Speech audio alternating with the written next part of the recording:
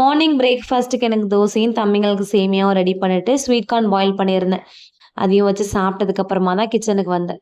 Night வாங்கிட்டு வந்திருந்த vegetable fruits எல்லாம் பேக்குள்ளேயே இருந்துச்சு. அத எடுத்து வச்சிடலான்னு சொல்லி எடுத்து வச்சுட்டுருந்தேன். அதில வெங்காயம் மட்டும் கொஞ்சம் ஈரமாயிடுச்சு. கேரி பேக்கோட வச்சதுனால அதில வேர்வலாம் பட்டு ரொம்ப ஈரமாயிருச்சு. அத வெயில்ல காய வச்சுட்டு, கிராசரிஸ்லாம் கொஞ்சம் வாங்கிட்டு வந்திருந்தேன். அதெல்லாம் ரீஃபில் பண்ணி எடுத்து வச்சுட்டு, ஆயிலும் ரீஃபில் பண்ண வேண்டியது இருந்துச்சு. ரீஃபில் பண்ணி அதையும் எடுத்து வச்சுட்டு, வீடெல்லாம் கையோட கிளீன் பண்ணிட்டேன். வீடு ரொம்ப குப்பையாயிடுச்சு. அத கிளீன் பண்ணி விட்டுட்டு தான், கொஞ்சம் ஃப்ரெஷ் அப் ஆவலான்னு சொல்லி ஜூஸ் ரெடி பண்ணேன். தம்பிங்களும் ஜூஸ் கேட்டதுனால, அதுக்கு முன்னாடியே கொஞ்சமா சப்ஜா சீட்ஸ் ஊற வச்சிருந்தேன்.